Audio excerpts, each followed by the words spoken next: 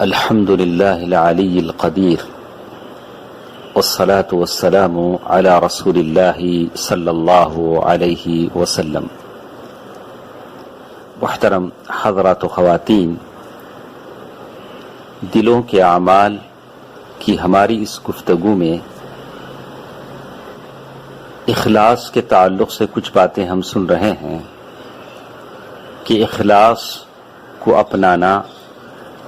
آدمی کا اخلاص کی دولت کو حاصل کرنا بہت مشکل کام ہے، بہت مشکل کام ہے۔ لیکن آدمی اگر محنت کرتا ہے تو اللہ تبارک و تعالی اس کے لیے آسانی فرما دیتے ہیں۔ تو ہم نے جانا کہ اخلاص سے ہماری مراد کیا ہے، تو اس سلسلے میں کہا کہ آدمی کا عمل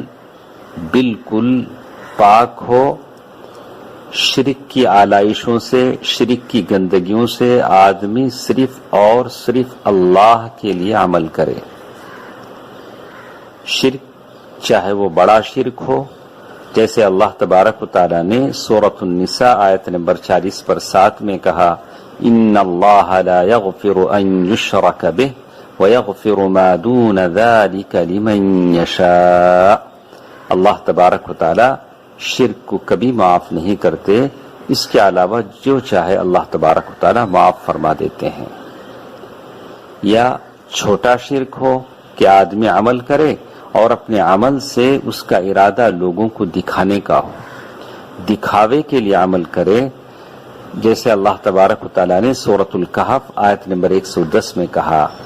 آدمی کا عمل اگر ان دونوں چیزوں سے پاک ہو جاتا ہے، بڑے شرک سے اور چھوٹے شرک سے، تو وہ عمل اخلاص والا عمل کہلاتا ہے، اس کو کہتے ہیں اخلاص۔ لیکن جیسے کل کے درس میں ہم نے سنا کہ اخلاص کو اپنانا بڑا مشکل ہے، اس کے لیے ہم نے ابن سیرین رحمہ اللہ کی اس آخری بات کا حوالہ ہم نے دیا، جس میں انہوں نے کہا کہ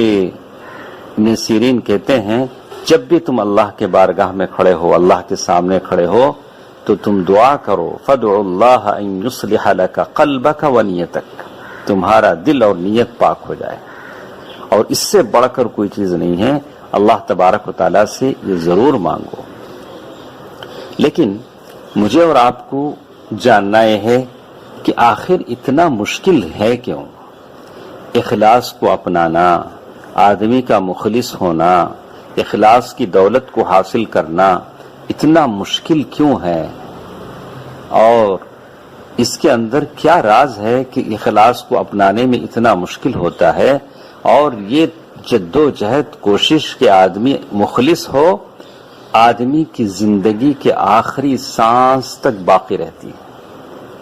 سانس ٹوٹنے سے پہلے بھی اگر کہیں ریاکاری کا جذبہ آ جائے،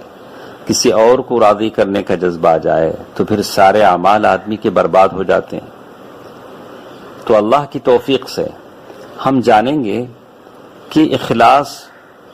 کس وجہ سے مشکل ہے کہ اس کا اپنانا، اور اس کا علاج کیا ہے۔ ہر چیز کا بھی علاج ہوتا ہے۔ ہم کہیں گے کہ واقعی اخلاص کو اپنانا مشکل ہے، آدمی کا مخلص ہونا مشکل ہے، لیکن اس کے اسباب ہیں اور اس کا علاج بھی ممکن ہے۔ اس کے کچھ اسباب ہیں، جیسے سب سے پہلے ہم اس بات کو جان لیں کہ اخلاص اس کے لیے آدمی کی نفس میں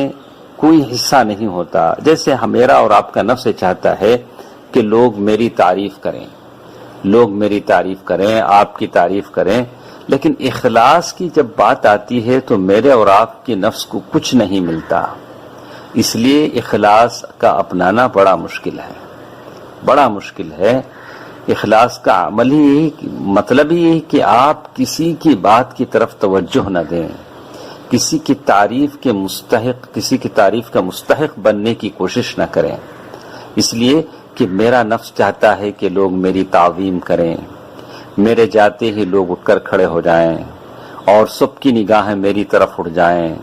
سب مجھے واہ واہ بولیں، سب میری تعریف کریں۔ میری ہی تعریف نہیں، میرے دادا پردادا، میرے پوتے پر پوتے، سارے کنبے قبیلے کی تعریف کریں، مدح سرا ہوں، ہر کوئی چاہتا ہے، میں چاہتا ہوں، عالم ہے تو چاہتا ہے کہ لوگ اس کے علم کی پل باندھیں، تعریف کے پل باندھیں کہ آپ علامہ ہیں، آپ یہ ہیں وہ ہیں۔ اگر دولت مند ہے تو لوگ کہیں کہ آپ حاتم طائی ہیں، یا اس سے بھی بڑھ کر ہیں، جیسے ہر کوئی چاہتا ہے، دولت مند، عالم، کوئی اور عابد، زاہد، تو نفس چاہتا ہے کہ اسے چیزیں ملیں۔ اخلاص میں نفس کو کچھ نہیں ملتا، اور اسی لیے اخلاص کا اپنانا تھوڑا مشکل ہوتا ہے، نفس کی خواہشیں اس میں پوری نہیں ہوتی۔ ایک اور چیز جس کے بارے میں کہتے ہیں کہ دل میں جو خیالات پیدا ہوتے ہیں، میرے اور آپ کے دل میں جو بار بار جو خیالات پیدا ہوتے ہیں وہ رکتے نہیں ہیں، بار بار دل میں نفسانی خواہشات پیدا ہوتے رہتے ہیں کہ کوئی میری تعریف کرے، کوئی میری واہ واہ بولے، کوئی میرے عمل کو دیکھے، کوئی مجھے سراہے، کوئی میری مدح سرائی کرے، ایسے بہت ساری چیزیں پیدا ہوتی ہیں۔ اسی لیے دل کو عربی میں قلب کہا گیا ہے، لکثرت تقلبہ، اس لیے کہ دل زیادہ الٹ پلٹ ہوتا ہے اور دل چاہتا ہے کہ لوگ اس کی تعریف کریں۔ تو اخلاص اس کا مطلب ہے کہ آدمی دل کے، اس کے نفس کی ان تمام چیزوں کو کنٹرول میں رکھے اور اس کو اپنی خواہش پر چلنے نہ دے۔ اسی لیے سفیان الثوری رحمہ اللہ کہتے ہیں، ما عالجت شیئا اشد علی من نیتی انہا تقلب علی، مجھے کسی چیز کے بارے میں اتنی زیادہ تکلیف نہیں ہوئی جتنی میرے نیت کو سدھارنے اور نیت کی حفاظت کرنے میں ہوئی، اس لیے کہ یہ میرے دل پر بہت زیادہ ادھر ادھر ہو جاتا تھا۔ آدمی کی نیت کبھی اللہ کو راضی کرنے کی ہوتی ہے، لیکن کبھی اس کے نفس کی خواہش لوگوں کی تعریف، لوگوں کی واہ واہ حاصل کرنے کے لیے ہوتی ہے، تو یہ دونوں چیزیں آپس میں ٹکراتی ہیں۔ اسی لیے بعض لوگوں نے کہا،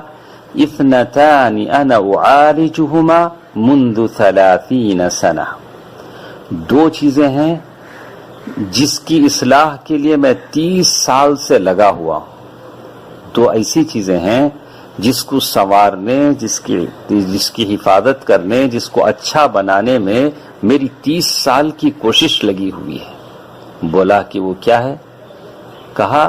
ترک الطمع فیما بینی وبین الناس، پہلی چیز تو یہ ہے کہ لوگوں اور میرے بیچ میں جو ایک طمع اور حرص اور ایک امید کی جو باتیں ہیں وہ ختم ہو جائیں، لوگوں سے میں ساری امیدیں ختم کر لوں، اللہ سے امیدیں باندھ لوں، یہ میری تعریف کرے گا، اس سے مجھے کچھ ملے گا، یہ میری کچھ ضرورتیں پوری کرے گا، اس طرح کی جو چیزیں، علائق اور تعلقات میرے لوگوں سے میری امیدیں ہوتی ہیں، اس امیدوں کو میں ختم کر لوں، اللہ سے امید بنا لوں جو ساروں کی خواہشیں اور دعاؤں کو قبول کرتا ہے۔ یہ پہلی چیز تھی۔ اور دوسری چیز میری یہ ہوئی، کہا کہ وَإِخْلَاصُ الْعَمَلِ لِلَّهِ، میں اپنے عمل کو اللہ تبارک و تعالیٰ کے لیے خالص کر دوں۔ یہ دو باتوں کو بنانے کے لیے میں 30 سال سے کوشش میں لگا ہوا ہوں۔ دوستو، عزیزو، ماں اور بہنوں، یہ باتیں تھیں ہمارے ساتھ کہ ہم اللہ تبارک و تعالیٰ کے لیے اخلاص کیسے اپنائیں، اور اخلاص کے راستے میں کیا کیا رکاوٹیں ہیں، کیوں رکاوٹیں آتی ہیں، اس کا سبب کیا ہے۔ تو دو باتیں ہم نے جانا کہ اخلاص اس لیے مشکل ہے کہ اس میں میرے اور آپ کے نفس کو کچھ ملتا نہیں ہے، لوگوں کی تعریفیں، واہ واہ، اس لیے زیادہ مشکل ہو جاتا ہے۔ اور ہمارے سینے میں جو دل دھڑکتا ہے اس کی اپنی خواہشیں ہیں، ہر خواہش، بڑی بڑی خواہشیں ہیں، وہ خواہشیں اخلاص سے ٹکراتی ہیں، اس لیے اس کی اصلاح کی فکر کی جائے۔ اللہ تبارک و تعالی مجھے اور آپ کو عمل کی توفیق دے، آمین۔ والسلام علیکم ورحمۃ اللہ وبرکاتہ۔